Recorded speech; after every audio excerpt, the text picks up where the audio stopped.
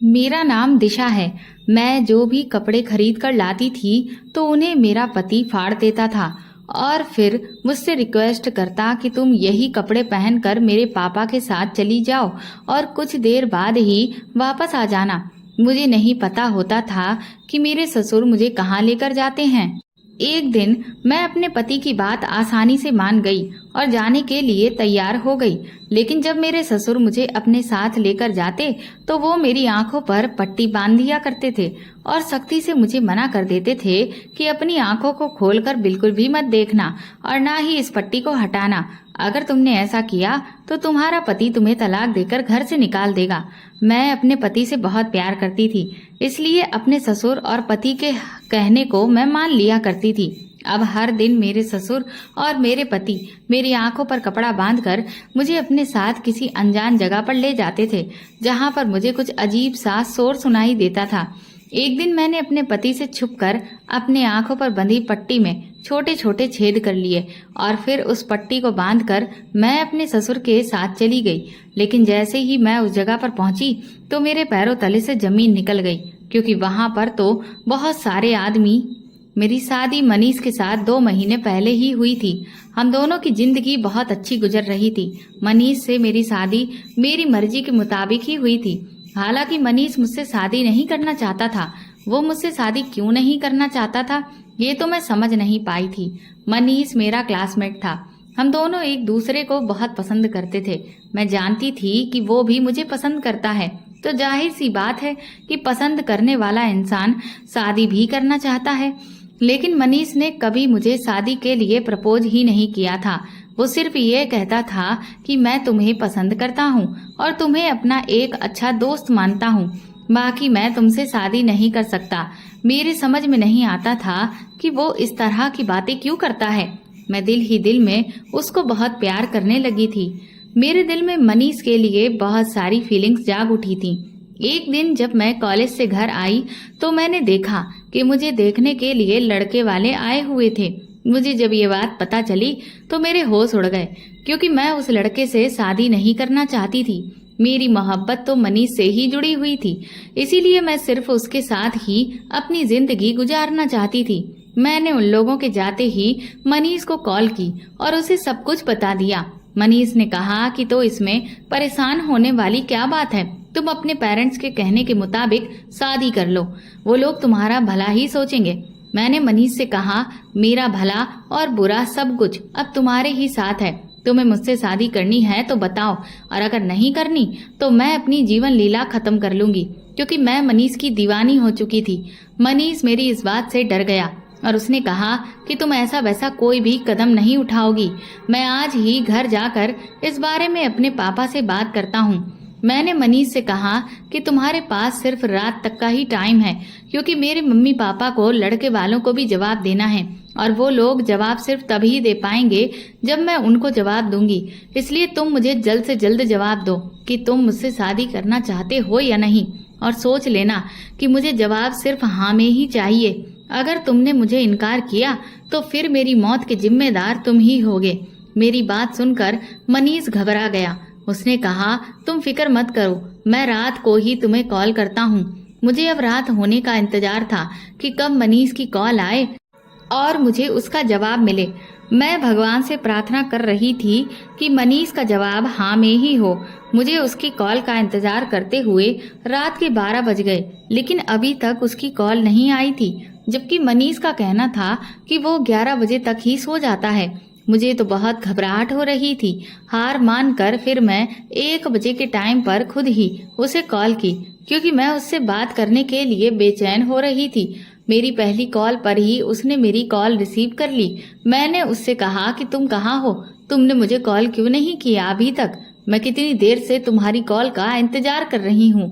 Call पर मनीष की आवाज बहुत ही घबराई हुई लग रही थी। उसने कहा कि मुझे माफ कर दो दिशा, मेरे पापा हम दोनों की शादी के लिए नहीं मान रहे हैं। मैंने कहा, लेकिन तुम्हारे पापा शादी के लिए क्यों नहीं मान रहे हैं? मुझ में क्या प्रॉब्लम है? मैं अच्छी खासी खूबसूरत हूँ। मनीष कहने लगा, बस ऐसे ही नहीं मान रहे हैं। मेरे दिमाग पर तो उस वक्त मोहब्बत का जुनून सवार था। इसलिए मैंने गुस्से में आकर मनीष की कॉल काट दी और उसे कहा कि अब तुम देखो कि मैं क्या करती हूँ। मैंने मनीष की खातिर अपने हाथ की नस काट ली थी। अगले दिन जब मुझे होश आया तो मैं अस्पताल में थी। मनीष को कब और कैसे पता चला मेरे बारे में ये मुझे कुछ भी नहीं पता था। जब मेरी आंख खुली और मैं होश में आई तो मैंने अपने सामने मनीष और उसके पापा को देखा था। मेरे घर वालों ने मुझे इस बात पर बहुत डांट लगाई थी कि एक बार मैं उनको ये सब कुछ बता देती तो शायद मुझे इस सब से नहीं गुजरना पड़ता। फिर मनीष के पापा मेरे घर रिश्ता लेकर आ गए थे और मैं अपने प्लान में कामयाब हो गई थी। खुशी खुशी दोनों परिवारों ने मिलकर मेरी शादी जैसे तैसे मनीष के साथ में कर दी थी। मेरी शादी को अभी मनीष के साथ 1 ही महीना गुजरा था कि मौसम ने करवट ले ली थी। अचानक इस कदर गर्मी पड़ने लगी कि सबने ही अपने गर्मियों वाले कपड़े निकाल लिए।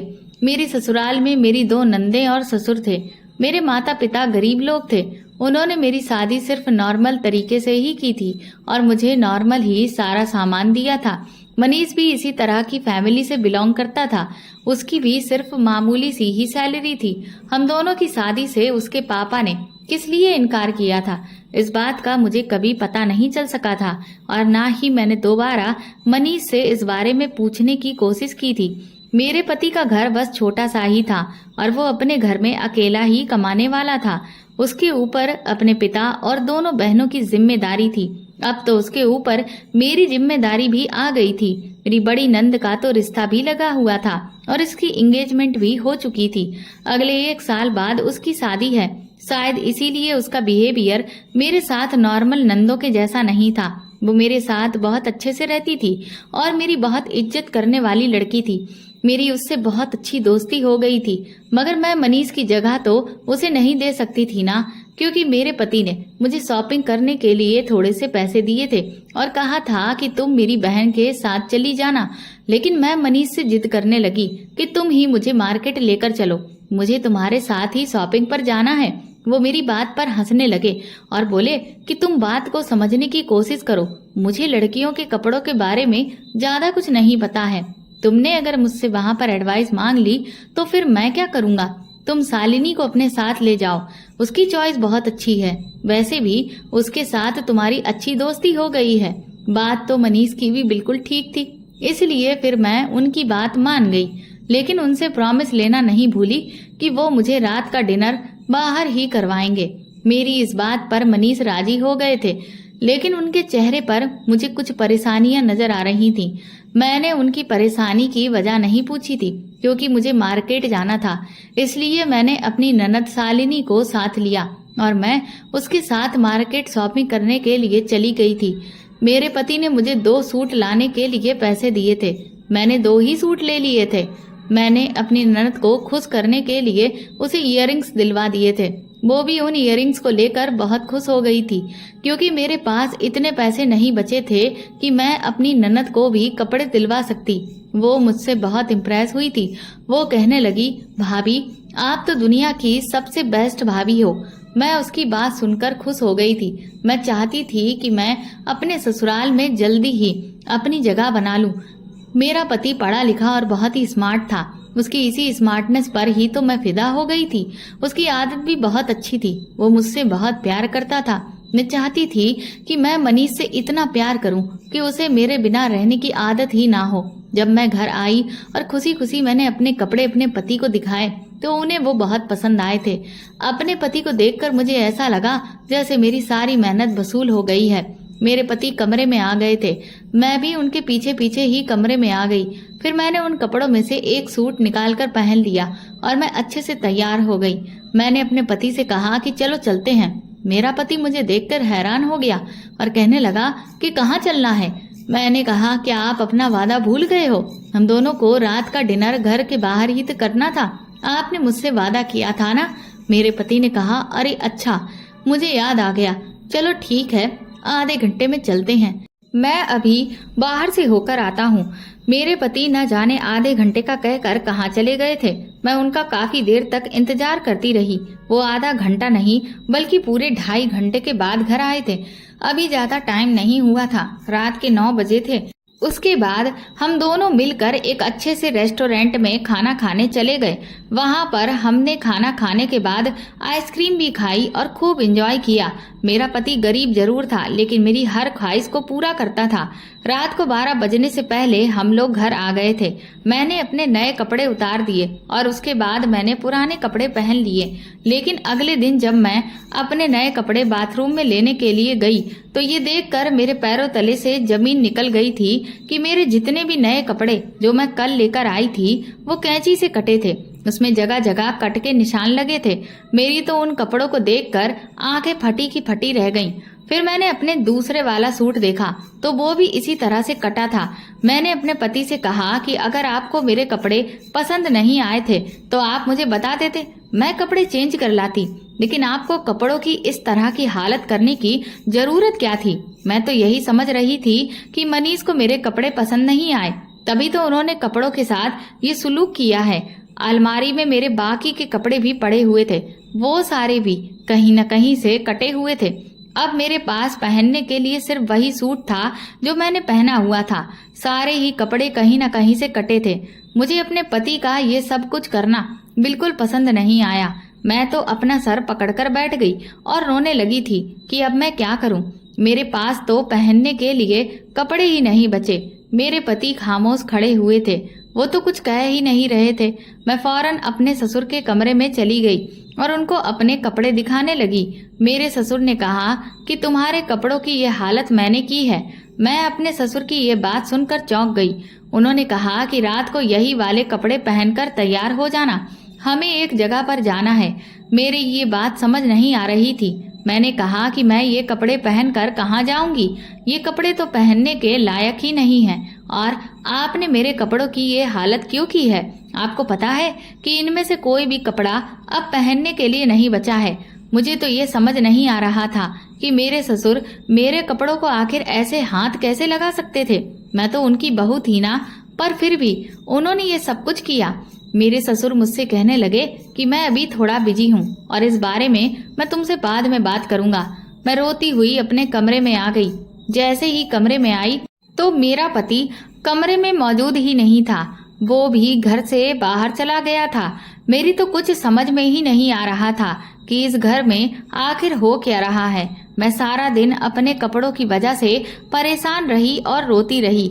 मैंने टेंशन की वजह से खाना भी नहीं खाया और ना ही मेरे पति ने दोपहर का खाना खाया था। वो तो घर से जब से गए थे घर के अंदर दोबारा आए ही नहीं। इसी तरह से शाम का टाइम था। मेरे ससुर जल्दी से मेरे कमरे में आए और बोले, ये कपड़े पहन लो, उठो जल्दी करो, हमें कहीं जाना है। मैंने तुम्हें सुबह बताया था ना। मैंने अपने ससुर से कहा कि ये आप मुझसे किस तरह का मजाक कर रहे हैं? ये कटे फटे कपड़े पहनकर मैं कहाँ जाऊंगी? मैं इस तरह के कपड़े नहीं पहन सकती। उन्होंने जल्दी से कटा फटा सूट निकालकर मेरे हाथ पर रखा और कहने लगे, जल्दी से कपड़े पहनो, जैसा मैं कह रहा हूँ वही करो। मैं अपने ससुर के चेहरे को देखती रह गई थी। मुझे तो यकीन नहीं आ रहा था कि वो मुझसे ऐसे कैसे बात कर रहे थे।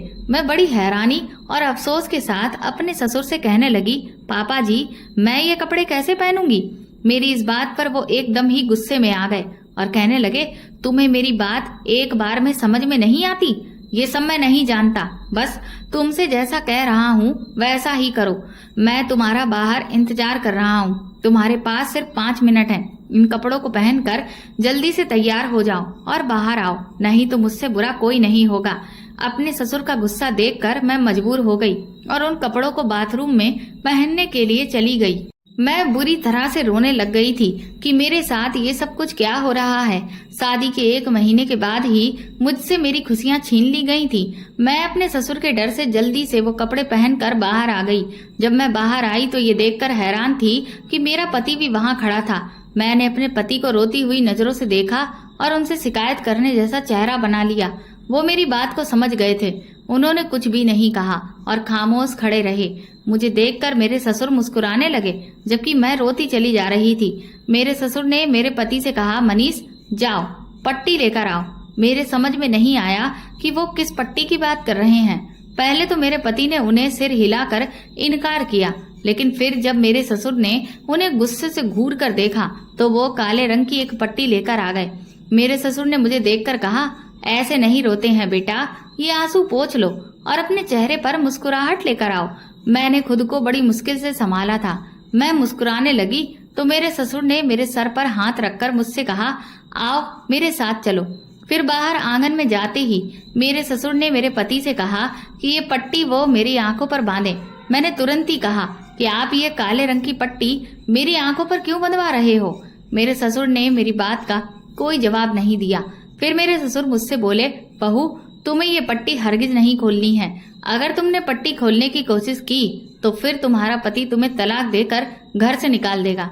अपने ससुर के मुंह से ये बात सुनकर मैं हैरान रह गई थी और फिर इस काम को मैं मजबूरी में करने के लिए तैयार हो गई थी, क्योंकि मैंने अपने पति को पाने के लिए न जाने कितनी परेशानियां झेली थी। मेरे ससुर जो कि हमारी शादी के लिए मान नहीं रहे थे, तो इसीलिए अब मुझे अपने ससुर का हर कहना मानना पड़ रहा था। मेरा दिल बुरी तरह से मजबूर होकर रह गया था। मुझे कुछ भी तो अच्छा नहीं लग रहा था। फिर ये कपड़े हर तरफ से कटे फटे थे, कई जगह पर तो छेद हो रहे थे। मैं ऐसे कपड़ों में कैसे घर से बाहर निकल सकती थी, लेकिन अपने ससुर का हुक्म मानना मेरी बहुत बड़ी मजबूरी बन चुकी थी। मैंने भगवान का नाम लिया और जाने के लिए तैयार हो गई। मेरे ससुर मुझे पैदल ही कहीं पर लेकर जा रहे थे। वो ठीक मेरे पीछे ही चल रहे थे और मेरे पति मेरा हाथ पकड़े हुए थे, क्योंकि मेरी आंखों पर तो पट्टी बंधी थी। मुझे कुछ दिखाई नहीं दे रहा था। हम लोग काफी दूर तक चलकर आ गए थे। थोड़ी देर बाद मुझे कुछ एहसास सा होने लगा, जैसे मेरे आसपास बहुत सारे लोग हैं। मैं महसूस कर सकती थी कि मैं किसी भीड़ वाली जगह पर खड़ी हुई हूँ। थोड़ी देर के बाद मेरे ससुर ने मुझे बैठने के लिए कहा। उसके बाद मैं एक जगह पर बैठ गई, क्योंकि पैदल चलते चलते मेरी हालत खराब हो गई थी। ना जाने मेरे ससुर मुझे किस नर्क में लेकर आ गए थे। उसके आधा घंटा बाद मेरे ससुर ने मुझे फिर से पैदल चलने के लिए कहा और फिर हम दूसरी जगह पर आ गए। इस जगह पर भी चारों तरफ मेरे कानों में शोर ही शोर पड़ रहा था। इस वाली जगह पर तो इतना शोर था कि चारों तरफ से मुझे गाड़ियों की आवाज भी आ रही थी और मैंने अपने कानों पर हाथ रख लिए थे। मेरे ससुर ने मुझसे कहा कि तुम्हें बोलना नहीं है, इसीलिए उनके कहने के मुताबिक मैंने अपनी आवाज को बंद ही रखा था। यहाँ पर भी मेरे ससुर ने मुझे जमीन पर बैठने के लिए कहा तो मैं बैठ गई थी। मेरी तो कुछ भी समझ में नहीं आ रहा था कि मेरे ससुर ने मुझे ऐसी भीड़ वाली जगह पर क्यों बैठा दिया है। बीच बीच में मुझे ट्रैफिक की भी आवाज आ रही थी, जिससे मैंने अंदाजा लगा लिया था कि आसपास से गाड़ियां गुजर रही हैं। गाड़ियां तो सड़क या गलियों में होती हैं, इसका मतलब मेरे ससुर मुझे कहीं खुली जगह पर लेकर आ गए थे। मुझे पक्का यकीन था कि मेरे साथ जो भी हो रहा है अच्छा नहीं हो रहा, मगर मैं क्या करती। मैं मजबूर हो गई थी। हम वहां पर 1-2 घंटा गुजार कर वापस चलने लगे थे। मैंने आवाजों को पहचानने की कोशिश की थी ताकि मुझे पता चल सके कि मैं किस जगह पर आई हूँ, मगर मैं नाकाम रही थी। लेकिन ये तो पक्का था कि ये कोई रास्ता था। मैं जब घर पहुंची तो मेरे ससुर ने मेरी आंखों से पट्टी हटवा दी थी और फिर मुझे मेरे कमरे में जाने के लिए कह दिया। मैं जैसे ही अपने कमरे में आई तो मैंने देखा कि मेरे पति अपना सिर झुकाए हुए मेरे पीछे ही चले आ रहे थे। मैं बहुत ज्यादा थकी थी, इसलिए बेड पर जाकर चुपचाप लेट गई। मैंने अपने पति से कोई बात नहीं की थी, क्योंकि मैं उससे बहुत ज्यादा नाराज थी। उसने मेरे देखते ही देखते मेरी टांगे दबाना शुरू कर दी। मैं उसके ऐसे बिहेवियर से बहुत परेशान हो चुकी थी। मैंने अपने पति को पैर दबाने से मना किया, क्योंकि मेरे पैरों में बहुत ज्यादा दर्द हो रहा था। पैर दबाने से मुझे कुछ सुकून मिल गया था। मेरे पति ने देखा कि मैं उनसे बात नहीं कर रही हूँ तो वो कहने लगे, दिशा आज जो कुछ भी हुआ है उसके लिए मैं बहुत शर्मिंदा हूँ। कल मैं तुम्हें शॉपिंग पर ले चलूंगा, तुम अपनी मर्जी के मुताबिक कपड़े खरीद लेना। मैं पैर जल्दी से पीछे किए और कहने लगी, ताकि आपके पापा फिर से मेरे कपड़ों को काट दें। मेरी बात पर मेरे पति ने अपना सिर झुका लिया और कहने लगे, दिशा तुम आराम करो, तुम्हें आराम की बहुत जरूरत है। लाओ अपने पैर इधर करो, मैं दवा देता हूँ। मैंने कहा, मुझे तुम्हारी तसल्ली की कोई जरूरत नहीं। मैं इस टाइम अपने पति से कोई बात नहीं करना चाहती थी, ना ही उसका चेहरा देखना चाहती थी, क्योंकि मुझे सबसे ज्यादा गुस्सा तो मनीष पर ही आ रहा था। उसके पापा कुछ भी कर रहे थे, वो कुछ भी नहीं बोला और खामोशी से उनका कहना मानता रहा। इसीलिए मैंने अपनी आंखें बंद कर ली और मैं सो गई। मैं बहुत ज्यादा थकी थी, इसलिए जल्दी ही मुझे नींद आ गई थी। 1 घंटे के बाद ही मेरी नींद खुल गई क्योंकि मैंने खाना नहीं खाया था। मुझे भूख लग रही थी। इन लोगों ने मेरी नींद और चैन तो छीन लिया था, लेकिन मुझे क्या पता था कि अभी तो ये बस शुरुआत है, आगे तो अभी और बहुत मुश्किल वक्त आना है। अगले दिन मनीष ने अपने ऑफिस की छुट्टी कर ली और वो जबरदस्ती मुझे मार्केट लेकर गया। मैं वहां पर एक जगह आराम से बैठी रही थी। मैंने किसी भी तरह का कोई रिएक्ट नहीं किया। मेरे पति ने खुद ही अपनी पसंद के मुझे 2 सूट दिलवा दिए थे। मैं शॉपिंग करके घर आ गई। मेरा पति घर से बाहर चला गया। उन्होंने मुझे कहा कि तुम आराम करो, मैं अपने एक दोस्त से मिलकर आता हूँ। मेरे ससुर ने मुझे अपने कमरे में बुला लिया और उन्होंने मुझसे बड़े प्यार से पूछा कि कहाँ गई थी तुम अपने पति के साथ। तो मैंने उन्हें बताया कि मैं मनीष के साथ शॉपिंग करने गई थी। थोड़ी देर बातचीत करने के बाद उन्होंने मुझे बताया कि बहू, तुम्हें पता है मनीष के तो बहुत ही बड़े बड़े घरों से रिश्ते आ रहे थे, लेकिन उसने तुम्हारी खातिर सिर्फ तुमसे ही शादी की। मेरे बेटे के पीछे तो बहुत सारी लड़कियां पागल थीं, क्योंकि वो देखने में है ही इतना स्मार्ट और सुशील, मगर मेरे बेटे ने तो तुमसे शादी करने के लिए जिद ही ठान ली थी। अब तुमने खुद को खत्म करने का डर दिखाया तो मेरा बेटा भी डर गया। इसीलिए मुझे अपने बेटे की मर्जी की खातिर अपना सर झुकाना पड़ा। लेकिन तुम छोटे से हादसे का बहाना बनाकर अपने ये हसीन दिन खराब मत करो। अपने पति के साथ हंसी खुशी जिंदगी गुजारो। मैं देख रहा हूँ कि तुम्हारा मूड अपने पति की तरफ से बिल्कुल भी ठीक नहीं है। वो तुमसे बहुत प्यार करता है और देखो, तुम्हारा गुस्सा ठीक करने के लिए ही तो वो तुम्हें शॉपिंग पर लेकर गया। मुझे अपने ससुर की बात ठीक लगी। मैंने सोचा कि चलो, जो हुआ सो हुआ। मुझे अपने पति के साथ अपना बिहेवियर अच्छा रखना चाहिए। मुझे मनीष को ज्यादा परेशान नहीं करना चाहिए। ये ना हो कि वो मुझसे नाराज होकर कहीं और दिल लगा बैठे। उस बेचारे ने भी तो मुझसे शादी करने के लिए काफी सारे सैक्रिफाइसेस किए हैं।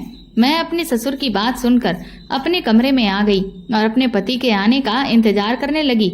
थोड़ी देर के बाद मेरे पति भी आ गए। मैं उनके सामने काफी शर्मिंदा हो रही थी। मैंने उन्हें कहा, मनीष, मैं शर्मिंदा हूँ अपनी गलती पर। मैं भी अपना दिल साफ करने की कोशिश कर रही हूँ, मगर तुम्हें भी मुझे एक वादा करना होगा। मेरी बात सुनकर मनीष खुश हो गए थे। वो कहने लगे, हाँ हाँ बताओ, तुम हुक्म करो। मैंने मनीष से कहा कि जैसा तुम्हारे पापा ने मेरे साथ किया है, ऐसा अब कभी नहीं होना चाहिए। ये तुम्हें मुझसे वादा करना होगा। आइंदा ऐसा कभी नहीं होगा। मनीष ने सिर हिला दिया और बोले, मैं पूरी कोशिश करूंगा कि ऐसा कुछ भी ना हो जिसकी वजह से तुम्हें परेशान होना पड़े। अचानक ही उन्होंने मेरी आंखों में देखा और कहा कि दिशा, तुम्हें पता है क्या, मेरे पापा थोड़े जिद्दी और गुस्सैल हैं। मुझे उनकी बातों के आगे हार माननी पड़ जाती है, लेकिन वो दिल के बुरे नहीं हैं, वो दिल के बहुत अच्छे हैं। तभी तो उन्होंने मेरी खुशी के लिए तुम्हारे साथ मेरी शादी करवा दी थी। हालांकि हमारी शादी के लिए वो राजी नहीं हो रहे थे, पर सिर्फ अपने बेटे की खुशी के लिए वो तैयार हो गए थे। मनीष कहने लगे, मैं तुम्हें हर खुशी देने की कोशिश करूंगा। अपने पति की बात सुनकर मुझे बहुत खुशी हुई थी। मैं अपने पति की कही हुई बातें सोच सोच कर खुश हो रही थी, लेकिन उन्होंने अपने पापा की जो बात मुझे बताई थी वो मेरी समझ नहीं आई थी कि उनका इशारा अपने पापा की किस बात पर जा रहा था। फिलहाल मैंने ये सब कुछ वक्त पर छोड़ दिया था। मैं जानती थी कि वक्त के साथ साथ मुझे सब कुछ पता चल जाएगा। अपने पति के साथ काफी अच्छा टाइम स्पेंड करने के बाद मैं शाम के टाइम पर अपनी दोनों नंदों के कमरों में जाकर बैठ गई और उनके साथ में इधर उधर की बातें करने में बिजी हो गई थी। फिर मैं वापस अपने कमरे में लौट कर आई तो मैंने देखा कि मेरे नए कपड़े जो मैं कल ही लाई थी वो फिर से कटे हुए थे। इस बार तो मुझे बहुत ज्यादा गुस्सा आया। मैं तो समझ रही थी कि अब सब कुछ ठीक हो गया है, मगर ये सिर्फ मेरा ख्याल था। शाम का टाइम हो रहा था। फिर से मेरे ससुर कमरे में आए और उन्होंने कहा कि इनमें से जल्दी से एक सूट पहन लो, तैयार हो जाओ, हमें चलना है। मेरी कुछ समझ नहीं आ रहा था कि मेरे ससुर ऐसा क्यों कर रहे हैं। मैं उनके कहने के मुताबिक उनसे कोई सवाल नहीं किया और खामोशी से उन कपड़ों को पहन लिया। मेरे ससुर मुस्कुरा दिए। फिर उन्होंने मेरी आंखों पर वो काले रंग की पट्टी मुझे खुद बांधने को कहा और मुझसे बोले कि जिस दिन भी तुमने इस पट्टी को खोलने की कोशिश की, मैं तुम्हें अपने बेटे से तलाक दिलवा दूंगा। तुम जानती हो ना कि मेरा बेटा मेरा कितना कहना मानता है। मैं अपने ससुर की ये बात सुनकर शॉक्ड रह गई थी, इसलिए मैं खामोश ही रही। मेरे ससुर मुझे वो पट्टी बांधने का कहकर कमरे से चले गए और मुझसे बोल कर गए कि बाहर आकर तुम्हें मेरे साथ चलना है। मेरे पति उस टाइम घर में मौजूद नहीं थे। मेरे ससुर ने मुझे अपने आगे आगे चलने को कहा और वो मुझे रास्ता बता रहे थे, और इधर मेरी ननद को आवाज लगाकर कहा कि वो दरवाजा बंद कर ले। मैं खामोश ही रही थी, क्योंकि मैं जानती थी कि मेरे कुछ भी कहने का अब कोई फायदा नहीं होने वाला। हम दोनों ससुर बहू आज फिर से पैदल चल रहे थे। कल भी पैदल चल रहे थे, इसीलिए आज मेरे पैरों में अभी से ही दर्द होना शुरू हो गया। मैं अपने ससुर के बताने के मुताबिक धीरे धीरे चल रही थी और अपने बहते हुए आंसुओं को साफ कर रही थी। अब मुझे एहसास होने लगा कि मैंने मनीष से शादी करके बहुत बड़ी गलती की है।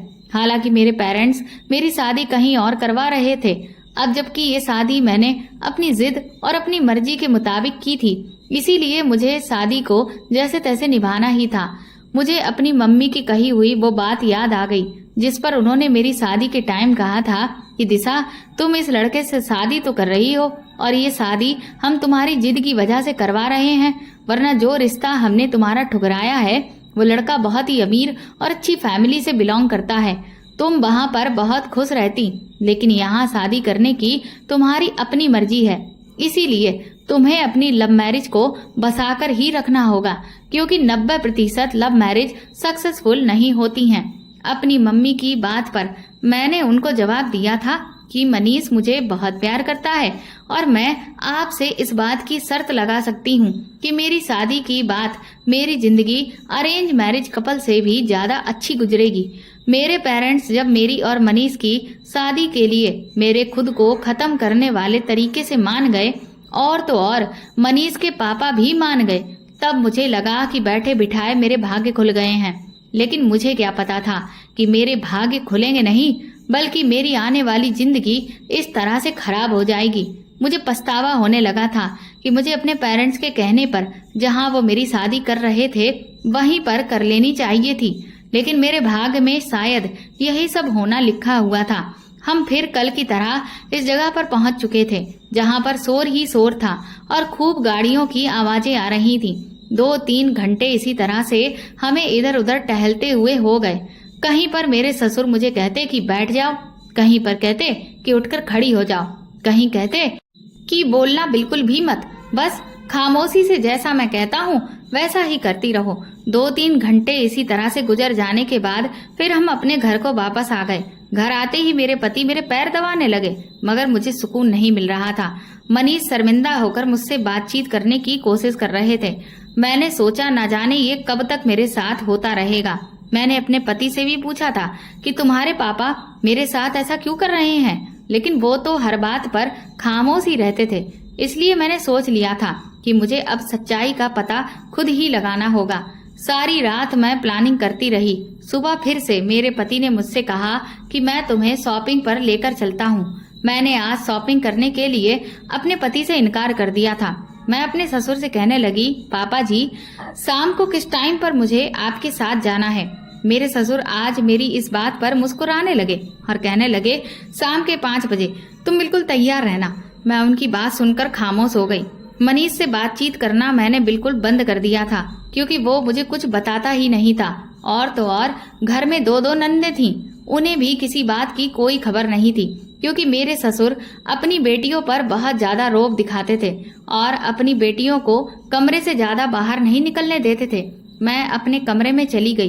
दोपहर के टाइम पर जब मेरे पति घर आए तो उन्होंने मुझसे कहा कि चलो, अभी तुम्हारे पास टाइम है, मैं तुम्हें शॉपिंग कराने लेकर चलता हूँ। लेकिन मैं तो उनसे बात कर ही नहीं रही थी, इसलिए मैंने उनसे कह दिया कि आज मेरी तबीयत ठीक नहीं है, मुझे कहीं नहीं जाना। धीरे धीरे शाम के 5 बज गए और मैंने अपने उन्हीं फटे हुए कपड़ों में से एक सूट निकालकर पहन लिया। मैं तैयार होकर अपने कमरे से बाहर निकल ही रही थी कि मुझे अपने पति के बोलने की आवाज आई। वो अपने पापा से कह रहे थे कि पापा प्लीज आप दिशा के साथ ये सब कुछ मत करो, दिशा को आज अपने साथ लेकर मत जाओ, उसकी तबीयत ठीक नहीं है। मेरे ससुर ने रोज के मुताबिक मुझे मेरी आंखों पर पट्टी बांधने को कहा। तभी अचानक मैंने अपने ससुर से कहा कि रुकिए ससुर जी, इन चप्पलों से मेरे पैर में बहुत दर्द होता है, मैं दूसरी चप्पल पहनकर आ जाती हूँ। मेरे ससुर ने कहा, अच्छा ठीक है, लेकिन जल्दी आ जाना। मैं इस बंधी हुई पट्टी को अपने हाथ से खोलकर हाथ में पकड़कर अपने कमरे में आ गई थी। मैंने जल्दी से एक बड़ी सी सुई निकाली और पट्टी के अंदर इस तरह से छेद कर दिए ताकि कोई भी छेद किसी को दिख ना सके। मुझे सिर्फ यही फिक्र हो रही थी कि अगर ये सुराख मेरे ससुर ने देख लिया तो मेरे ससुर मुझे मेरे पति से तलाक दिलवाकर घर से निकलवा देंगे। मैंने जल्दी से अपना काम फिनिश किया। उसके बाद मैं दूसरी चप्पल पहनकर बाहर आ गई और अपने ससुर के सामने ही अपनी आंखों पर मैंने उस पट्टी को बांध लिया। उसके बाद हम फिर से पैदल चलने लगे। मैं वही फटे हुए कपड़े पहने हुए थी जो मैं हर रोज पहनकर अपने ससुर के साथ जा रही थी। हम चलते ही चले जा रहे थे। मेरे ससुर भी खामोशी से मेरे पीछे चल रहे थे। इसी तरह चलते चलते मेरी नजर सड़क के कोने पर गई जहां पर मेरे ससुर ने मुझे बैठा दिया। लेकिन वहां बैठने के बाद मेरे साथ कुछ ऐसा हुआ जिसे देखकर मेरे होश उड़ गए। मेरे ससुर के हाथ में एक बड़ा सा बोर्ड था और बोर्ड पर क्या लिखा हुआ था ये तो मुझे समझ नहीं आ रहा था, क्योंकि वो बोर्ड उन्होंने मेरे आगे रखा हुआ था और तो और एक कटोरा भी उन्होंने मेरे पास रख दिया था। मैं 5 मिनट तक वहां पर ऐसे ही बैठी थी। उसके बाद लोग आ रहे थे और कटोरे के अंदर पैसे डालकर जा रहे थे। ये देखकर मैं तो हैरान रह गई थी। यहाँ पर काफी सारी पब्लिक मौजूद थी। मेरे ससुर इतने ज्यादा चालाक थे कि उन्होंने कटोरे में पहले से ही एक मोटा कपड़ा बिछाया हुआ था ताकि अगर कोई कटोरे के अंदर सिक्का डाल कर जाए तो उसकी खनक की आवाज मुझे सुनाई ना दे और मैं ये पहचान न सकूं कि मेरे पास कोई बर्तन रखा हुआ है और उसमें कुछ डाला गया है। वहां आने जाने वाले लोग सिक्के डाल रहे थे तो कुछ लोग नोट भी डाल रहे थे।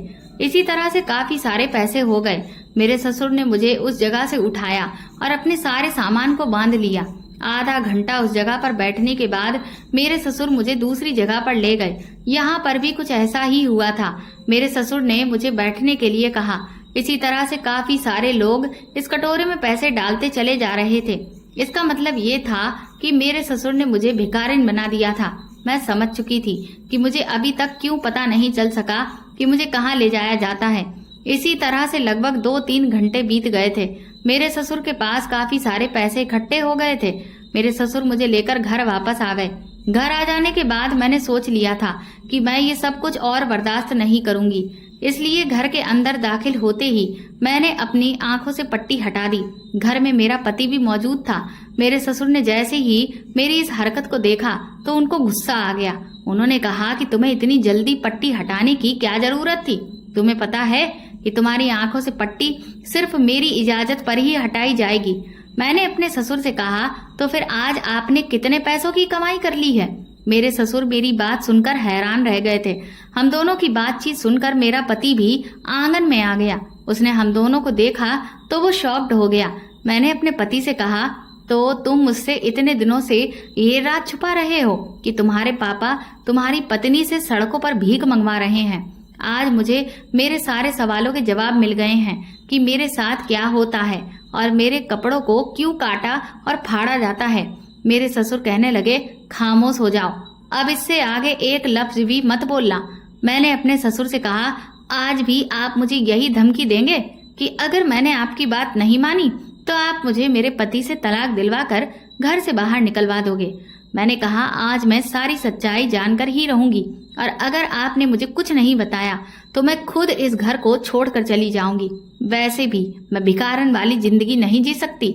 मेरे माता पिता भले ही गरीब हैं, लेकिन कभी उन्होंने मुझसे ऐसा कोई काम नहीं करवाया जैसा कि फायदा आप लोग मेरा उठा रहे हो। मेरा पति मेरी बात सुनकर घबरा गया था और उसने कहा कि प्लीज मुझे छोड़कर मत जाना दिशा, मैं तुम्हें सब कुछ बता देता हूँ। मैंने कहा, हाँ, आज मुझे सब कुछ बता दो वरना अच्छा नहीं होगा, क्योंकि मैं ये सब कुछ और बर्दाश्त नहीं कर सकती। मेरे पति ने मुझे बताया कि मेरे पापा ने मेरे लिए पहले ही अपने एक दोस्त की बेटी से मेरा रिश्ता फिक्स कर दिया था, लेकिन मैं तुमसे प्यार करता था। मैं उससे शादी नहीं करना चाहता था। जब मेरे पापा को तुम्हारे बारे में पता चला तो उन्होंने मुझे साफ इनकार कर दिया कि वो तुम्हारी शादी कभी भी मुझसे नहीं होने देंगे और उधर तुमने अपनी जान लेने की धमकी दी थी। मैंने अपने पापा को मनाने की बहुत कोशिश की थी, लेकिन वो मान ही नहीं रहे थे, पर तुमने तब तक वो हरकत कर डाली। मैंने अपने पापा को तुम्हारी जान का वास्ता देकर उनको मजबूर कर दिया था, तब जाकर वो हमारी शादी के लिए माने थे, लेकिन एक शर्त पर। उन्होंने कहा कि मैं एक शर्त पर तुम्हारी शादी इस लड़की के साथ करूंगा। मेरे पापा को पता चल गया था कि तुम गरीब परिवार से हो और जब तुम हमारे घर आओगी तो तुम ना तो दहेज में ज्यादा कुछ लेकर आओगी और ना ही तुम्हारे माता पिता हमारी शादी धूमधाम से करेंगे। मेरे पापा के दोस्त तो बहुत अमीर थे। वो लोग दहेज में मुझे कार, एक बंगला और बिजनेस करने के लिए 50 लाख रुपए दे रहे थे। मेरे पापा इसीलिए चाहते थे कि मेरी शादी उसी लड़की के साथ हो जाए, क्योंकि मेरे कंधों पर अपनी 2-2 बहनों की शादियों का बोझ भी है। मैं नौकरी करके इतना नहीं कमाता हूँ कि सारा खर्च पूरा कर सकूं। मेरे पापा ने मेरे सामने शर्त रखी थी कि शादी के बाद वो तुम्हारे साथ इस तरह से बिहेव करेंगे और इस तरह से तुमसे भीख मंगवा कर पैसे इकट्ठा करेंगे। तभी तो उन्होंने उस बोर्ड पर ये बात लिखी हुई थी कि मैं गूंगी हूँ और अंधी हूँ। आप लोग मेरी मदद करो। लोग इस बोर्ड को पढ़ने के बाद तुम्हें अंधी, गूंगी और गरीब लड़की समझकर पैसे देकर चले जाते हैं। मेरे पापा तो अपने चेहरे को कपड़े से बांधकर छुपा लेते हैं ताकि उन्हें कोई पहचान न सके, लेकिन तुम्हें अपना टारगेट बना देते हैं। मेरे ससुर खड़े हुए खामोश थे, हमारी बातें सुन रहे थे। मैं अपने ससुर के पास गई और उनसे कहने लगी, मैंने आपको हमेशा अपने पिता की तरह समझा है। मुझे नहीं पता था कि एक पिता अपनी बेटी के साथ ऐसा कर सकता है। मैंने कहा, अगर आपको मैं पसंद नहीं थी तो आप मुझे बता देते। आपको मेरे साथ ये सब कुछ करने की क्या जरूरत थी? मनीष ने कहा, मैंने पापा से कई बार मना करने की कोशिश की थी क्योंकि मैं तुमसे प्यार करता हूँ। मैं तुम्हें इस हाल में नहीं देख सकता था, लेकिन पापा की शर्त यही थी कि वो तुम्हें इस घर में तभी टिकने देंगे कि जब तुम इस तरह का काम करोगी। इसी तरह से तो हमारे पास काफी पैसे इकट्ठे हो जाते। मैं तुमसे शादी के लिए इसीलिए मना कर रहा था क्योंकि मैं मामूली सी सैलरी लाता हूँ। शायद उसमें तुम्हारे सपने पूरे नहीं कर सकता, लेकिन तुम मेरी बात को ना तो समझने की कोशिश कर रही थी और ना ही मान रही थी। तुमने तो मुझे मजबूर कर दिया था खुद से शादी करने पर। इधर मेरे पापा ने भी मुझे मजबूर कर दिया। मैं तुम दोनों के बीच मजबूर होकर रह गया। मैं करता भी तो क्या करता। एक तरफ मैं तुम्हें भी नहीं छोड़ सकता था और दूसरी तरफ मैं अपने पिता को भी नहीं छोड़ सकता था और उनकी बात को भी मेरे लिए मानना बहुत जरूरी था। मैंने मनीष से कहा, मनीष, इसमें तुम्हारी कोई गलती नहीं है, क्योंकि एक मर्द अपने पिता और पत्नी के हाथों से जब मजबूर हो जाता है तो उसे अपनी जिंदगी बुरी लगने लगती है। मैं तुम्हारी फीलिंग्स को समझ सकती हूँ। मैं अपने ससुर से कहा, आप चाहते थे ना कि मैं इस घर को छोड़कर चली जाऊं और आपके घर वही अमीर लड़की आ जाए जो बहुत सारा दहेज लेकर आई, आपके बेटे के लिए पैसे लेकर आई। तो फिर ठीक है, आप अपने बेटे की शादी अपनी मर्जी के मुताबिक कर सकते हो। मैं इस घर को छोड़कर जा रही हूँ, लेकिन याद रखना, जैसा आपने मेरे साथ किया है ऐसा ही एक दिन आपकी बेटियों के साथ भी जरूर होगा, क्योंकि भगवान के घर में देर है अंधेर नहीं है। जिसने जो इस दुनिया में किया है उसको उसके किए की सजा इसी दुनिया में मिलकर ही रहती है। मैं ये कहते हुए आगे बढ़ गई थी। मेरे ससुर को शायद एहसास हुआ कि उनके आगे भी 2-2 बेटियां हैं। अगर उनकी बेटी के साथ कोई भी ऐसा करेगा तो उनको कितनी तकलीफ होगी। मेरे ससुर ने जब देखा कि मैं सामान पैक करके अपने दरवाजे तक आ गई हूँ तो उन्होंने मुझे रोक लिया और कहने लगे, बहू, मुझे माफ कर दो। मुझे एहसास हो गया है कि किसी को इतना मजबूर नहीं करना चाहिए कि वो गलत कदम उठाने पर मजबूर हो जाए। तुमने आज जो मुझसे मेरी बेटियों को लेकर इतनी बड़ी बात कही है उसके लिए शायद मैं ही तुम्हें मजबूर कर दिया था। मैं बहुत शर्मिंदा हूँ अपनी गलती पर। तुम मुझे माफ कर दो। मुझे सिर्फ इस घर के खर्चे की और अपनी बेटियों की शादी की परवाह है। मेरा बेटा इतनी कम इनकम में ये सब कुछ कैसे करेगा। मैं अपने ससुर से कहा, आप परेशान मत होइए, आपकी बेटियों की शादी धूमधाम से होगी। मैं पढ़ी लिखी हूँ, मैं नौकरी करूंगी और तो और मनीष भी नौकरी करते हैं। हम दोनों मेहनत से इस घर को चलाएंगे, आपकी दोनों बेटियों की शादी करेंगे और अपनी जिंदगी अच्छे से जिएंगे। मेरे ससुर मेरी बात सुनकर बहुत खुश हुए थे। मैं उनको कोई भी बात कहकर परेशान नहीं करना चाहती थी, इसीलिए फिर मैंने उनको तुरंत ही आसानी से माफ कर दिया, क्योंकि वो भी एक पिता थे। उन्हें अपनी बेटियों की फिक्र हो रही थी। मैंने अपने ससुर से जो कहा था वो करके दिखाया। अब मनीष और मैं मिलकर ऑफिस में काम करते हैं। अपनी मेहनत की कमाई से मैंने अपनी दोनों नंदों की शादी कर दी है। मेरे ससुर मेरी इस मेहनत और लगन से बहुत खुश हुए और अब तो वो मुझे अपनी बहू नहीं बल्कि बेटी मानते हैं। उन्होंने जो मेरे साथ किया था उसके लिए वो बहुत शर्मिंदा होते हैं। अब मेरी जिंदगी मेरे पति और मेरे ससुर के साथ बहुत अच्छी गुजर रही है। और तो और भगवान ने मुझे एक बेटी भी दे दी है जिसके साथ हमेशा मेरे ससुर खेलते रहते हैं और मुझे और मेरी बेटी को बहुत प्यार करते हैं।